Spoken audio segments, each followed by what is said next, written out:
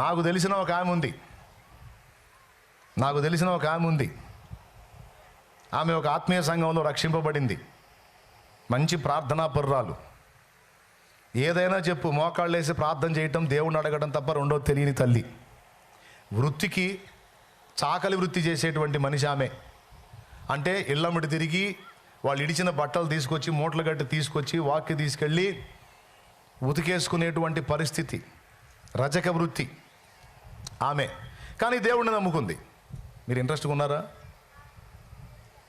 కానీ వింతైన విషయం తెలుసా? అలాంటి కుటుంబానికి చెందిన ఆమె రోడ్డు మీద నడుస్తూ వెళ్తుంటే మంచాల మీద కూర్చున్న మగోళ్ళు లేచి నిలబడతారు. రియల్గా జరిగింది. మళ్ళీ ఈ కులం ఆ కులం అని లేదు. ఆమె ఏ బజార్లో గుండపోతే ఆ బజార్లో మగోళ్ళు మంచాల మీద కూర్చున్న వాళ్ళు, అరుగుల మీద కూర్చున్న వాళ్ళు కూడా లేచి నిలబడతారు. మళ్ళీ ఆడ మనిషి ఆమెకు ఒక కుటుంబం, భర్త, ఆమె సంసారం ఆమెకుంది. కానీ ఆమె పోతుంటే వీళ్ళు లేచి నిలబడతారు. ఎందుకో తెలుసా? ఊరు మొత్తానికి తెలుసా ఆమె ప్రార్థన చేస్తే దేవుడు కదిలి చేసిన కార్యాలు ఆ ఊరిని గుప్పుమని ఎలా చేశాయి. దేవునికి స్తోత్రం కలుగును గాక. ఎలాంటి కార్యాలు తెలుసా? గేదె పాలి లేదనుకో, 2 రోజుల నుంచి పాలి లేదనుకో, పల్లెటూళ్ళలో మరి పశువులే కదా వస్తారు. ఇట్లా అక్క గేదె పాలి ఎట్లేదంటే పోయిద్ది, దాని మీద చేయించిద్ది, నిలబడి ప్రార్థన చేసిద్ది, భారంగా ప్రార్థన చేసి కూర్చోమ్మా అంటుంది. కదలకుండా గేదె పాలిచ్చిద్ది. ఇంక మళ్ళీ తినటం అనేది ఉండదు, సైలెంట్గా పాలు ఇవ్వాల్సిందే.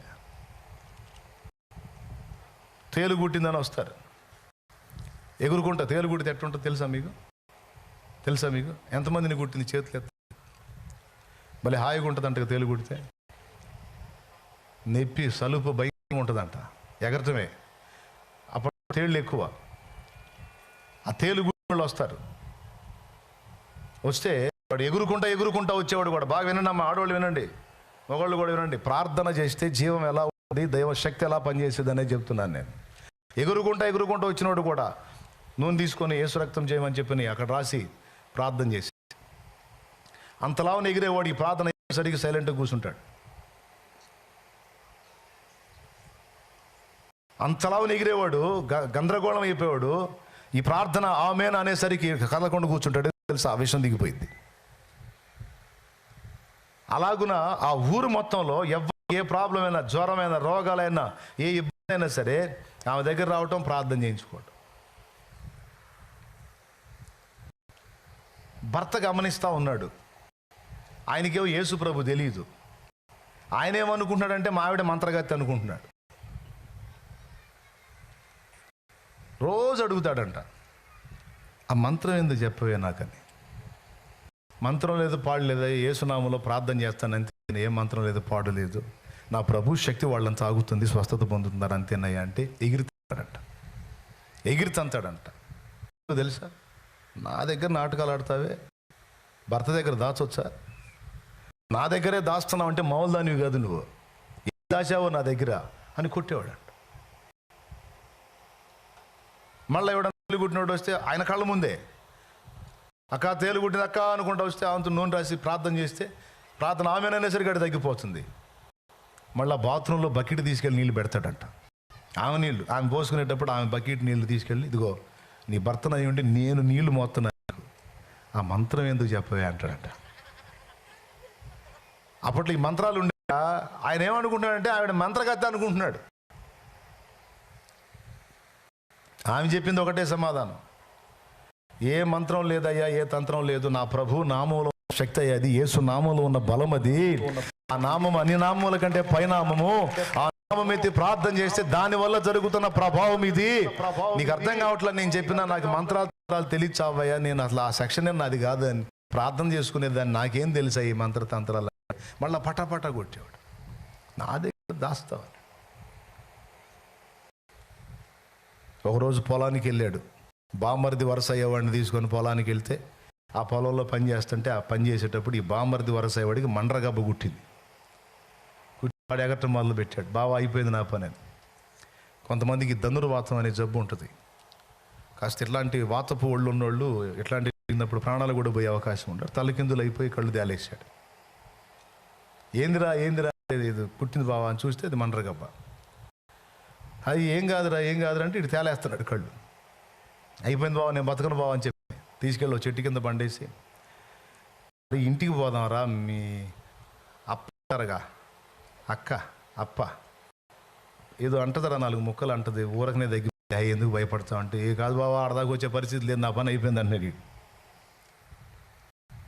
అప్పుడు ఏం చేయాలా, ఈయనకి అర్థం కాక ఆ తలగొడ్డు తీసి, ఆ పారాడబడేసి తలగొడ్డు తీసి మెడలో వేసుకొని, కాలువలు బారతాయిగా పొలాల్లో, ఆ కాలువ దగ్గరికి వెళ్ళి కాళ్ళు చేతులు కడుక్కొని దోసెడితో నీళ్లు తీసుకొచ్చి ఆడికి ఏడైతే తేలు గుట్టిందో ఆడ పోసి వాళ్ళ ఆవిడ మోకాళ్ళు వేసిద్దిగా, అట్నే మోకాళ్ళు వేసి అప్పుడు ప్రార్థన చేస్తున్నాడంట.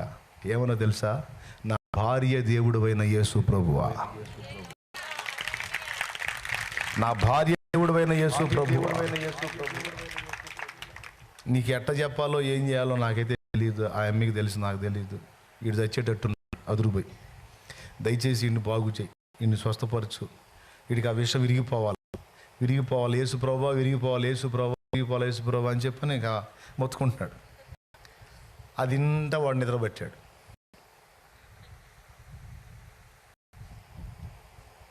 ఏంది వీటి సౌండ్ చేయదని ప్రార్థన ఆపి లేచాడు. లేచి హాయిగా నిద్రపోతాడు. తట్టాడు, ఎరా ఎట్టుంది అన్నాడు. బావా నీకు కూడా సమంతరం అన్నాడు వాడు. ఎప్పుడు నేర్చుకున్నావు బాబు, నీకు కూడా నేర్పిందా, నువ్వు కూడా నేర్చుకున్న మంత్రం అంటే అప్పుడు అర్థమైపోయింది అతనికి.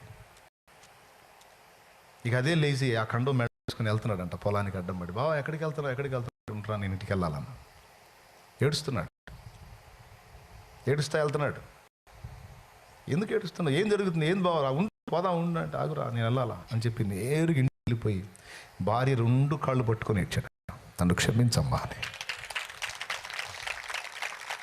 నన్ను క్షమించమ్మా అని 2 కాళ్ళు పట్టుకొని ఏడ్చాడంట, భార్య కాళ్ళు పట్టుకొని. ఎందుకయ్యా ఇట్లా చేస్తున్నావు, ఎందుకయ్యా ఏం చేసావు.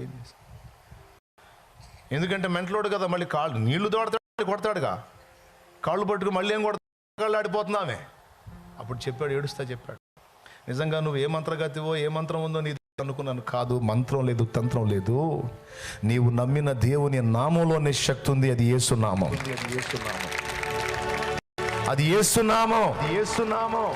ఆ ఊర్లో మొదటి సేవకుడు ఆయన అయ్యాడు. ఆమె భర్త మొదటి సేవకుడు అయ్యాడు. ఆయన ఆమె ఇద్దరు కలిసి సేవ చేసి అనేక దేవుని కొరకు సంపాదించారు. ఆ ప్రాంతంలో క్రీస్తుకు సాక్షులుగా నిలబడ్డారు. దేవుని కొరకు త్యాగపూరితమైన బుద్ధి కలిగి ప్రతిష్ట కలిగి మనం నిలబడితే మనలోకి వస్తాడమ్మా. ఆయన నివాసం ఉంటాడు. పరిశుద్ధాత్ముడు మన అభిషేక రూపమై ఉండి మనం తాకిన వ్యక్తుల్ని స్వస్థపరుస్తాడు. మనం అడుగుపెట్టిన స్థలమును ఆశీర్వదిస్తాడు. మనం అడుగుపెట్టిన ఇళ్లను ఆశీర్వదిస్తాడు. మనం మాట్లాడిన వ్యక్తుల హృదయాల్లో మార్పు తీసుకొస్తాడు. ఎక్కడ మనం నిలబడితే అక్కడ ఆయన సన్నిధిని ప్రత్యక్షపరుస్తాడు. సచ్చినా బతికినా అలాంటి బతుకు బతకాలి. సమాజానికి 10 మందికి దీవెనకరంగా 4 ఆత్మల్ని రక్షించే విధంగా బ్రతకాలి. ఎవరికి ఉపయోగం లేని బతుకు ఎందుకు? సరైన భక్తి ఆత్మీయత లేని బతుకు ఎందుకు? ఈరోజు ఈ మెట్టులో మనం రావడానికి ముందు మనం ఏం చేసుకోవాలని చెప్తున్నాను. త్యాగానికి సిద్ధపడాలి, తెగించడానికి సిద్ధపడాలి. మనం ప్రతిష్ఠితులం కావాలి. ఏం కావాలి? మనం మనల్ని మనం ప్రతిష్ఠ చేసుకోవాలి,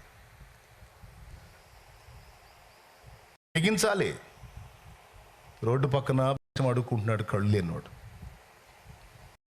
జనసమూహం గుంపులు గుంపులుగా పోతా ఉన్నారు రోడ్డు. కళ్ళు లేని వాళ్ళకి చెవులేగా పనిచేసేదే. ఎప్పుడు ఇంతమంది గుంపు రోడ్డు మీద పోవటం నేను చూడలేదు బాబు. అయ్యా ఎంతమంది గుంపులు గుంపులు వెళ్తున్నారు, ఏం జరుగుతుందయ్యా, ఎవరు పోతున్నారు? వాళ్ళలో ఒకడు అన్నాడు, నీకు తెలియదా, నజరేయుడగు యేసు ఈ మార్గాన పోతున్నాడు. యేసు ప్రభువా? ఇప్పుడు నా ముందు పోయింది యేసు ప్రభువా అని నిశ్చేష్టుడైపోయి, అయ్యా ఎంత దూరం పోయి ఉంటాడు అని అడిగాడు. దాటిపోయాడు, చాలా దూరమే పోయాడు. నీకు అందడు వేసాడు కేక. దావీదు కుమారుడా, దావీదు కుమారుడా యేసు, నన్ను కరుణించయ్యా, నీకోసమే నేనున్నాను. ఏ ఆశ లేదు, ఇంకా నాకు వేరే నిరీక్షణ లేదు. అంధకారం అయిపోయిన నా జీవితాన్ని ఏనాటికైనా నువ్వు వస్తావు, వెలిగిస్తావని ఎదురు చూస్తా ఉన్నా. నా దాకా వచ్చి దాటిపోతున్నావా? ఈ గుడ్డోడు నీ కనపడలేదా? ఈ బలహీనుడు నీ కనపడలేదా? ఈ అవమానాల్లో బతికేవాడు, ఈ దరిద్రుడు, ఈ దీనుడు నీ కనపడలేదా? నా దాకా వచ్చి నన్ను దాటిపోతావా ప్రభు? వేసాడు, కేకలేస్తా ఉన్నాడు. కేకలేస్తా ఉంటే కొంతమంది వచ్చి, రై గుడ్డోడా నోరుమై, ఆపురా నీ అరుపులో, అయ్యా ఆయనకి వినపడవు, చాలా దూరం వెళ్ళాడు, నోరుమై ఆపో అని కేకలేస్తున్నారు వీళ్ళు ఆడి మీద. వాడేం చేశాడు తెలుసా? అడుక్కునేవాళ్ళు మనం గెదింతే లోపడతారు, ఎందుకంటే మనం భిక్షం ఏమేమో అనే భయం వాళ్ళకి. ఏమండి ఇంట్రెస్ట్గా వింటున్నారా? వాళ్ళకి మనం భిక్షం ఏమేమో అని భయపడి మనం గదింతే వాళ్ళు ఆగిపోతారు. కానీ ఈరోజు అతని నిర్ణయం అతని లైఫ్నే ఒక ఆశ్చర్యకరమైన మలుపులోకి తీసుకెళ్ళిద్ది. ఇప్పుడు అతను ఏం చేయాలి అంటే తెగించాలి. ఈ రెండు ఆప్షన్ లేదు. ఒకటి శాశ్వతంగా గుడ్డి బతుకు బతకడానికి ఫిక్స్ అయిపోవాలి, లేదా ఏమైతే అది అయింది, వీళ్ళు భిక్షం వేస్తే వేశారు, పట్టించుకుంటే లేకపోతే లేదని తెగించాలి. వాడు రెండో చేశాడు. ఏం చేశాడు తెలుసా? తెగించేశాడు, ఇంకా పెద్ద కేకలేశాడు. దావీదు కుమారుడా నన్ను దాటిపోకయ్యా, నజరేతువాడా నన్ను విడిచిపోకయ్యా,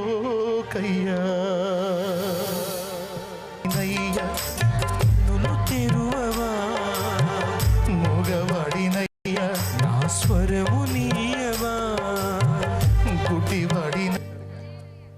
ఏమండి వాడు ఎందుకు తెగించాడో తెలుసా? వాడు అనకూడదులే, ఆయన ఎందుకు తెగించాడో తెలుసా? అక్కడ వెళ్ళినాడు. ఈ దరిద్రులు ఏం చేయాలండి?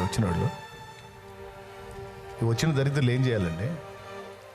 స్వస్థపరిచే దేవుడు సమీపంలో ఉంటే, అరే రే రే రే రే రే ఈడు గుడ్డోడురా, ఆ గుడ్డోడు కళ్ళు తెరిచేవాడు, ఆయన పోతున్నాడు, ఈ తిక్కులోడు చూడలేదనుకుంటా, కళ్ళు లేవుగా, మనమన్నా తీసుకెళ్దాం, ఆ యేసుప్రభుని ఆపండిరా, వేయండిరా, కేకేయండిరా, మనం అరుద్దాం పాండిరా, ఆయన ఆపండిరా, ఈయన్ని తీసుకెళ్దాం ఆయన దగ్గరికి అనుకోవాలి కదండి. వీళ్ళు ఈ దరిద్రులు అనుకోవాలి కదండి.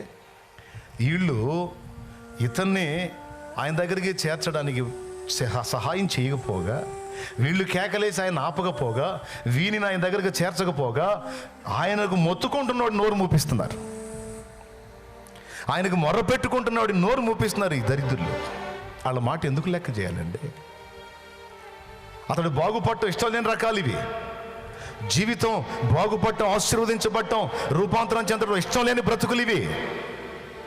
వీళ్ళు సాయం చేయరు, సాయం చేసే దగ్గరికి వీళ్ళు పోనీరు, ఇంకా చెప్పాలంటే నోళ్ళు మూపిస్తారు. వీళ్ళు కడుపు మండిపోయింది వాడికి. రే నా గుడ్డి బతుకు మీకు అర్థం కావాలంటే మీ కళ్ళు పోతే మీకు అర్థమవుతురా? నా కంచంలో ఏముందో నాకు తెలియదురా. అరే ఇంత నలుసుబడ్డా మీరు తీసుకొని తింటారు, కానీ నా కంచంలో ఈగలు పడ్డాయో, దోమలు పడ్డాయో, చీమలు పడ్డాయో నాకు తెలియదురా. మిడతలు పడ్డాయో, ఏం పడ్డాయో తెలియదురా. నేను అలా కలుపుకొని తింటా ఉంటే అది నా పంటి కింద పడి నాకు అర్థమైనప్పుడు, నా నోరు వాసన వచ్చినప్పుడు అయ్యో ఏదో పడినట్టుందని అన్నాన్ని పక్కన పెట్టుకుని ఏడ్చుకుంటా చేతులు కడుక్కుని ఉంటారా. నేను నా బాధ మీకు తెలుసురా. కళ్ళు లేని అంధకారపు బ్రతుకు, నా జీవితంలో వెలుగు చూడలేదురా. నేను కనీసం నన్ను కన్నా తల్లి ముఖం నాకు తెలియదు, నా తండ్రి ముఖం, నా ముఖం కూడా నాకు తెలియదురా. రోడ్డు మీద వస్తుంటే కళ్ళు ఉన్నోళ్ళు గేదెలు వస్తున్నాయి, అయ్యో వస్తున్నాయి, పక్కకు తొలుగుతారా, నాకు తెలియదురా. ఎక్కడ గుంటుందో ఎక్కడ మెరకుందో నాకు తెలియదురా, ఎక్కడ పశువులు నా మీదకి వచ్చి పడతాయో నాకు తెలియదురా. ఎన్నోసార్లు పశువులు నీటినప్పుడు కింద పడి కాళ్ళు దెబ్బతిన్నాయి. గుంట మెట్ట అర్థం కాక పడి ఎన్నోసార్లు నా మోకాళ్ళు కొట్టుకుపోయింది. కన్నీళ్ళు రా నా బ్రతుకు, శాపం రా నా బ్రతుకు, ఏడుపు రా నా బ్రతుకు. నా కళ్ళు వెలిగించేవాడు, నన్ను బాగు చేసేవాడు నా ముందుగా పోతుంటే నా కోసం ఆయనను కేక వేసి ఆపకపోగా, నన్ను ఆయన దగ్గరికి చేర్చకపోగా, దరిద్రులారా నా నోరు మూపిస్తారా? మిమ్మల్ని నేను ఎందుకు లెక్క చేయాలరా?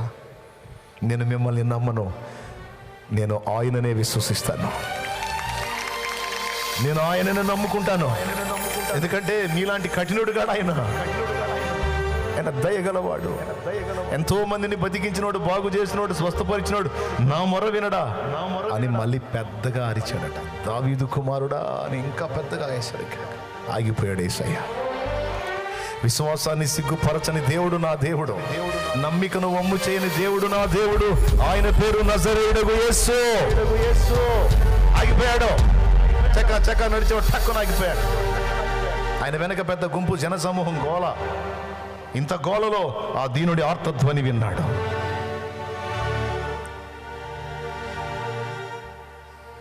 ఆగి అటు చూపించి వారిని నా యొద్దకు తీసుకుని రండి అన్నాడు. అప్పుడు దాకా గెదివినోళ్ళు లేదు, అప్పుడు దాకా నోర్మై గుడ్డోడా అని అరిసినోళ్ళు లేదు. బాయ్ ఆయన ఆగాడా నీకోసం, రమ్మంటున్నాడు. పద పాపం, పద పాపం, కళ్ళు లేనోడు బాగు చేస్తాడులే, పద. ఒరే ఒరే అప్పుడు అంతకుముందే గదివి తిరిగదురా, అంతకుముందే గోల్ చేసి తిరిగి గందరగోళం చేస్తే నోరుమై నీకు భిక్షమేమంటే. ఇప్పుడే ఆయన ఆగేసరికి, నా కోసం ఆగేసరికి దయ కలిగిందా నా మీద? సర్లే పండి. ఆయన నిన్ను పిలుస్తున్నాడు, నీ కోసం ఆగాడు అనేసరికి ముందు ఏం చేశాడో తెలుసా? ఫస్ట్ కేకేశాడు. కేక వేయటానికి తెగించాడు.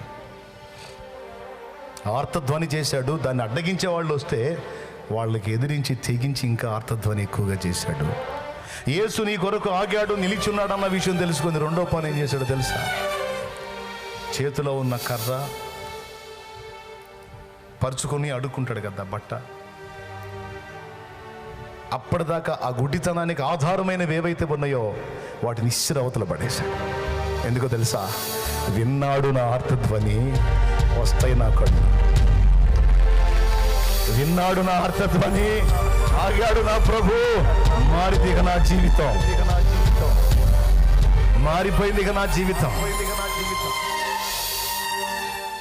కళ్ళు వచ్చినప్పుడు కదా అవన్నీ పారేయాల్సింది. ఒక్కసారి ఆలోచించండి. కళ్ళు వచ్చినప్పుడు కదా అవన్నీ పారేయాల్సింది. ఇదేంది రాకుండానే పారేశాడు? ఒకవేళ ఆయన కళ్ళు ఇగిపోతే ఏమైంది? ఆ అనుమానం అతనికి లేదు, ఆ అనుమానం అతనికి లేదు. విశ్వాసం ఉంది. ఈరోజు మనలో అలాంటి నిశ్చయిత ఎంతమందికి ఉంది? ప్రార్థన చేసి ఆర్తధ్వని చేస్తాం, ఆర్తధ్వని ఆయన దగ్గరికి వెళ్ళింది, జవాబు వచ్చింది ఖాయము అనే నిశ్చయితతో వాడు తెగించినట్టు తెగించే వాళ్ళు ఎంతమంది? 3ంటికి తెగించాడు. మొట్టమొదటిది దాటిపోయాడు, ఇంకేం అందుతాడు అనుకోలేదు. వేద్దాం కేక, వినపడ్డ కాడికి వినపడిద్దని పెద్దగా కేక వేయటానికి తెగించాడు. రెండవది అడ్డగించే వాళ్ళని ఎదిరించడానికి తెగించాడు. మూడవది ఆ పాత స్థితిని, ఆ పాత గతిని, ఆ పాత అనుభవాల్ని విసర్జించడానికి ఇష్టపడ్డాడు. పాత అనుభవాలని, ఆ పాత శాపగ్రస్తమైన జీవితాన్ని ఇక నాకు అక్కర్లేదు, నా ప్రభు నా స్వరం విన్నాడు, నా కోసం ఆగాడు, నేను ఆయన దగ్గరికి వెళ్ళిపోతాను, నేను ఆయన దగ్గరికి వెళ్తాను. నా జీవితం విప్లవాత్మకంగా మార్చగలిగే సమర్థుడు నా కోసం నిలబడ్డాడు, నేను ఆయన యందు విశ్వాసం ఉంచుతున్నాను, నేను ఆయన మీద ఆనుకుంటానని ఇవన్నీ, ఈ ప్రాచీన అనుభవాలన్నీ విసర్జించాడు. ఈరోజు ఇక్కడ కూర్చున్న మీతో నా దేవుడు మాట్లాడుతున్నాడు. ఇక్కడ కూర్చున్న మీతో నా తండ్రి మాట్లాడుతున్నాడు. ఈరోజు నీ కోసం ఆయన నిలిచున్నాడు. ప్రభువుకి నువ్వు కావాలి, ప్రభువుకి నువ్వు కావాలి. నీ జీవితం ఆయనకు అందుబాటులోకి వస్తే ఆయన రక్తంతో నిన్ను కడిగి పరిశుద్ధపరిచి నూతనమైన జీవాన్ని నీకు ఇచ్చి సమాజానికి ఆశీర్వాద కారణంగా, సమాజానికి దీవెనకరంగా, అనేక మందికి నువ్వు ఒక ఆశీర్వాదంగా మారేటట్టు నిన్ను చేయడానికి నా ప్రభు నీ కోసం ఎదురు చూస్తున్నాడు. నా ప్రభువుకి నువ్వు కావాలి అంటున్నాడు ఆయన. తెగించగలవా యేసయ్య కోసం?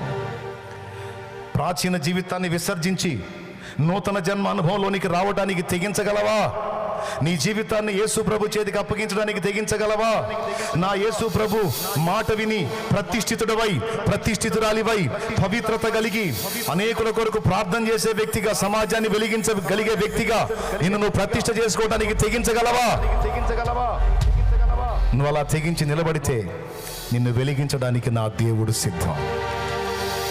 2006వ సంవత్సరంలో నేను నిలబడ్డా. నా ప్రభువా, ఇదిగో నేను సిద్ధపడుతున్నాను ప్రభువా, నువ్వు చెప్పిన వాటన్నిటిని నెరవేర్చడానికి నేను తెగిస్తున్నాను తండ్రి అని నిలిచాను.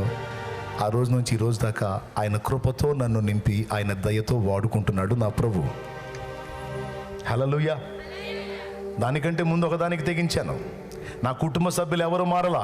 2002 ఏప్రిల్ 17వ తారీఖున యేసు ప్రభుని నా సొంత రక్షకునిగా అంగీకరించి మారు మనసు పొంది పాప క్షమాపణ నిమిత్తం బాప్తిస్మం పొంది నా పాపిష్టి జీవితాన్ని కడిగేసుకొని క్రొత్త జన్మ అనుభవంలోనికి రావడానికి తెగించాను. అది మొదటి తెగింపు. నా ఫ్యామిలీ ఏమనుకుంటారో, నా ఫ్రెండ్స్ ఏమనుకుంటారో, ఎవడేమనుకుంటాడో, నా బంధువులు ఏమనుకుంటారో తీసి అవతల పెట్టేశా. 25-30 మొక్కులు ఉన్నాయి దాదాపు. తీర్చాల్సిన మొక్కులు ఒక్కటి కూడా తీర్చలా. మారు మనసు పొందని యేసు ప్రభు నిజమైన దేవుడు అని అర్థమైపోయింది. నా పాపములన్నిటినీ కడగటానికి ఆయన తన రక్తాన్ని నా కోసం చిందించాడని అర్థమైపోయింది. ఈ భూమి మీద అనుభవించే శ్రమలు కాదు, ఇంతకంటే ఘోరమైన శ్రమ నరకాగ్ని అని అర్థమైంది. ఆ నరకం నుంచి నన్ను కాపాడటానికి, నాకు మనశ్శాంతిని ఇవ్వడానికి, నిత్యరక్షణ ఇవ్వడానికి, నా పాపాలన్నీ తన మీద వేసుకొని మోయడానికి యేసు ప్రభు మహిమను వదిలిపెట్టి భూమి మీదకి వచ్చి నా కోసం అరికాల మొదలు నడినెత్తి వరకు, శిర మొదలుకొని సిరి పాదం వరకు సర్వ శరీరము రక్తసిక్తమై ప్రాణం పెట్టి తిరిగి లేచాడని నాకు అర్థమైపోయింది. ఆయన రక్తంలో నా పాపాలు కడుక్కుంటే నాకు నిత్య జీవం, బ్రతుకులో శాంతి, జీవితానికి విలువ అన్న సంగతి నాకు అర్థమైపోయింది. మారు మనసు పొంది పాపక్షమాపణ నిమిత్తం బాప్తిస్మం పొంది నా జీవితాన్ని ఆయన చేతికి అప్పగించాను. వినండి, నేను తెగించినటువంటి తెగింపు నాకు వ్యర్థం కాల. సరైన టైంలో నేను తీసుకున్న సరైన నిర్ణయం నా లైఫ్ని ఆశ్చర్యకరమైన మలుపు తిప్పి నా బ్రతుకును ధన్యం చేసింది. కొడితే గట్టిగా.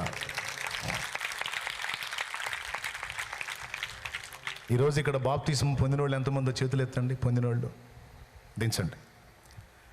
నేను ఇంకా బాప్తిస్మం పొందలేదన్నా, నా జీవితాన్ని యేసయ్య చేతికి ఇంకా అప్పజెప్పలేదన్నా అన్నోళ్ళు చేతులు ఎత్తండి. నేను ఇంకా పొందలేదన్నా, రక్షణ పొందలేదు, బాప్తిస్మం పొందలేదు, నా జీవితాన్ని నా ప్రభు చేతికి అప్పజెప్పలేదు, ఇంకా రక్షింపబడలేదన్నా అన్నోళ్ళు చేతులు ఎత్తండి. ఈరోజు మిమ్మల్ని స్ట్రైట్గా అడుగుతున్నాను, నిత్యం మండే నరకాగ్ని ఉందని నీకు తెలుసా? ఆ నరకం నుంచి నిన్ను కాపాడటానికి యేసు ప్రభు నీ కోసం ఎంత త్యాగం చేశాడో తెలుసా? ఎవరైనా ఒక చేతిని రాయి మీద పెట్టుకొని ఇంకో రాయితో చేతిని పచ్చడిగా నల్లగొట్టుకుంటే అతన్ని మనం ఏమంటాం తమ్ముడు? పిచ్చోడు అంటాం, మంచోడు అంటాం? పెద్దగా చెప్పండి. మరి పిచ్చి బట్టి యేసయ్య ఒళ్ళంతా పచ్చడి చేసుకున్నాడా? మైండ్ పోయి చేసుకున్నాడా? మనసు బాగలేక చేసుకున్నాడా? మెంటలేక చేసుకున్నాడా? ఎందుకండి అరికాలు మొదలు నడినెత్తి వరకు, శిర మొదలుకొని సిరిపాదం వరకు రక్తసిక్తం అయ్యాడు? ఎందుకో తెలుసా? నీ కోసం, నా కోసం నోరు తెరుచుకుని ఎదురు చూస్తున్న నరకాగ్ని నుంచి మనల్ని కాపాడాలి. ఆయన మనల్ని ప్రేమిస్తున్నాడు. ఆయన రక్తం చిందించకపోతే, మన పాపాలు కడిగేసుకునే దారి ఆయన ఇవ్వకపోతే, మన పాపాలు ఆయన నెత్తినెత్తుకొని ఆయన మొయ్యకపోతే మనలో ఒక్కడు కూడా నరకం తప్పించుకోడు. ఆ నరకం నుంచి నిన్ను నన్ను కాపాడటానికి తన ప్రాణాన్ని పణంగా పెట్టాడు నా యేసయ్య. హల్లెలూయా, హల్లెలూయా. ఇప్పుడు ఆయన ఇచ్చిన రక్షణ పొందకపోతే నష్టం ఎవరికి? యేసు ప్రభుకా లేకపోతే నీకు నాకా? నష్టం ఎవరికి? మరి ఇన్నాళ్ళు ఎందుకు తెగించలేకపోయావు రక్షణ పొందడానికి? ఒకవేళ నీకు అర్థం కాక తెగించలేదా? మరి ఈరోజు అర్థమయ్యేటట్టు చెప్పాక ఈరోజు తెగించగలవా? నేను బాప్తిసం పొందినప్పుడు స్పేర్ బట్టలు కూడా తీసుకెళ్ళలా. ఇట్లాంటి కూటానికి పోయా. దేవుడి కృపలో అవకాశం వచ్చింది, నేను కూడా సిద్ధపడ్డా. ఇస్తామన్నారు, కట్టు బట్టల మీద పోయి నిలబడ్డా. మొక్కులు లేదు, తొక్కలు లేదు, మొత్తం ఇవన్నీ పక్కన పెట్టేశా. ఏం తీర్చలా, కట్టుబట్టల మీద పోయి నిలబడ్డా.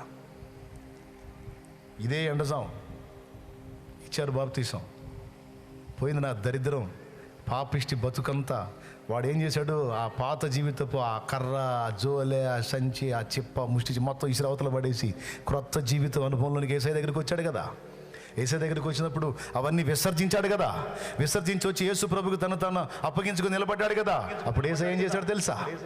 నేను నీకేం చేయగోరుతున్నావు ప్రభువా, నేను చూపు పొందగోరుతున్నా, నీవు కోరినట్లే నీకు అగును కాకపో అన్నాడు. పుట్టింది మొదలుకొని గుడ్డివాడైన మనుషుడి కళ్ళు వెలిగించబడ్డాయి. 2 కళ్ళు చూపు ఉంది, వెలిగించబడ్డవాడై, స్వస్థత పొందినవాడై అనేక మందికి వెలుగుగా మారాడు ఆయన. దేవునికి స్తోత్రం కలుగునుగాక. మీకు తెలుసా, దైవజనుడయ్యాడు తర్వాత ఆయన. ఆ కళ్ళు వెలిగించబడ్డాడు. ఈరోజు మీ అందరికీ చెప్తున్నాను, రక్షణ పొందిన వాళ్ళు దేవుని కోసం ఒక ప్రతిష్ట కలిగిన జీవితం జీవించాలనుకుంటే నీ వల్ల సమాజం దీవించబడిద్ది, నీ కుటుంబం ఆశీర్వదించబడిద్ది, నీ కుటుంబంలో శాపం తొలగిపోయింది.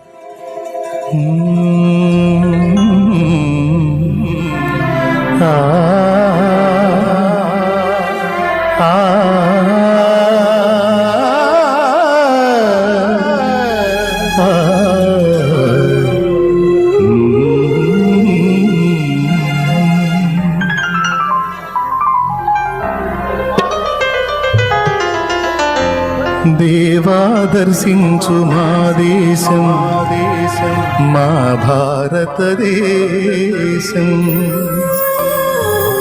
విజ్ఞాపనలు చేశాము మా దేశ ప్రజల కోసం. సిద్ధపడ్డవాళ్ళు వచ్చేసేయండి ముందుకు త్వరగా. దేవా దర్శించు మా దేశం, మా భారతదేశం. విజ్ఞాపనలు చేశాము మా దేశ ప్రజల కోసం. దేవా దర్శించు మా దేశం, మా భారతదేశం. విజ్ఞాపనలు చేశాము మా దేశ ప్రజల కోసం. దేశ ప్రజల కోసం, ప్రియమైన ప్రజల కోసం. దేశ ప్రజల కోసం, ప్రియమైన ప్రజల కోసం. దేవా దర్శించు మా దేశం, మా భారతదేశం. విజ్ఞాపనలు చేశాము మా దేశ ప్రజల కోసం. స్తోత్రం. నీళ్ళ దగ్గరికి వెళ్ళిపోండి, నీళ్ళ దగ్గరికి వెళ్ళండి. బాప్తిసం పొందబోయిన వారు తీసుకెళ్ళి.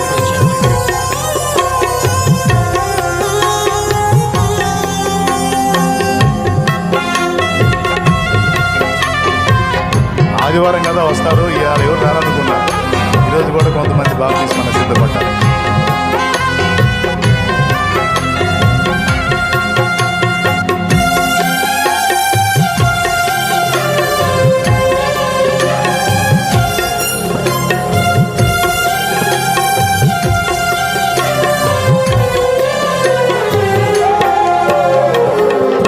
ఉదయం నీ గడప యొద్దని కాచుకొని కూర్చున్నాము. ప్రతి ఒక్కరిని రక్షించమని నిన్నే వేడుచున్నాము.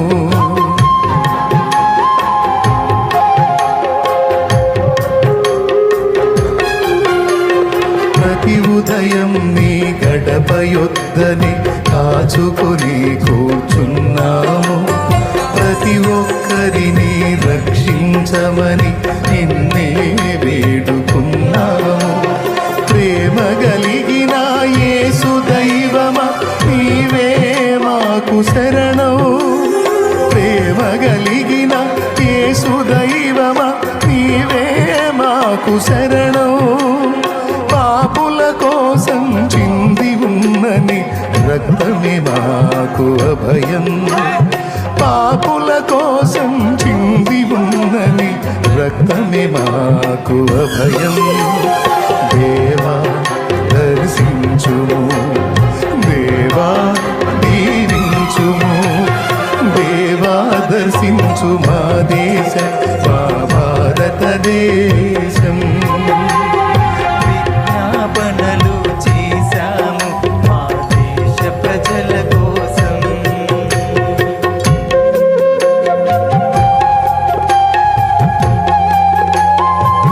నాకు ఇదే ప్రపంచం, మీరు ఇబ్బంది పడతారేమో. తినుకోండి తినుకోండి తినుకోండి.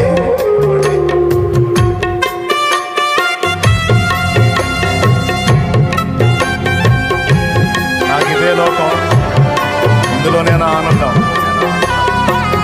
ఇదే నా ప్రార్థన, నా విజ్ఞాపన,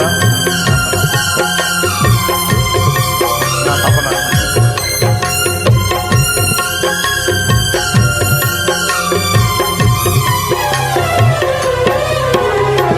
మా సోదరుల పాపములన్నీ మేమే నీ కడ ఒప్పగను. శాపము నుండి మా ఈ జనులు దేవా విడుదల పొందగను.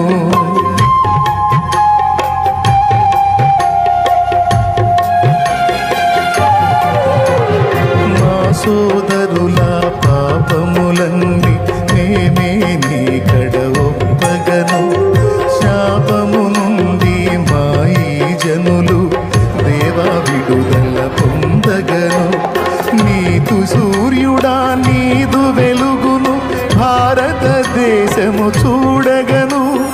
నీతి సూర్యుడా నీదు వెలుగును భారతదేశము చూడగను. నీదు జ్ఞానము నీతి మార్గము ప్రజలంతా పొందగను. నీదు జ్ఞానము నీతి మార్గము ప్రజలంతా పొందగను. దేవా దర్శించుము, దేవా దీవించుము, దేవా దర్శించు మా దేశం మా భారతదేశం. విజ్ఞాపనలు చేశాము మా దేశ ప్రజల కోసం. దేవా దర్శించు మా దేశం మా భారతదేశం. విజ్ఞాపనలు చేశాము మా దేశ ప్రజల కోసం. దేశ ప్రజల కోసం అయిన ప్రజల కోసం. దేశ ప్రజల కోసం ప్రియమైన ప్రజల కోసం. దేవా దర్శించు మా దేశం మా భారతదేశం. విజ్ఞాపనలు చేశాము మా దేశ ప్రజల కోసం. దేవా దర్శించు మా దేశం మా భారతదేశం. విజ్ఞాపనలు చేశాము మా దేశ ప్రజల కోసం. దేవా దర్శించు మా దేవా విజ్ఞాపనలు చేశాము యేసయ్యా.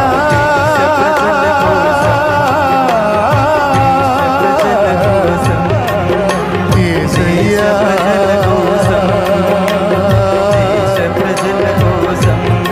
దర్శించు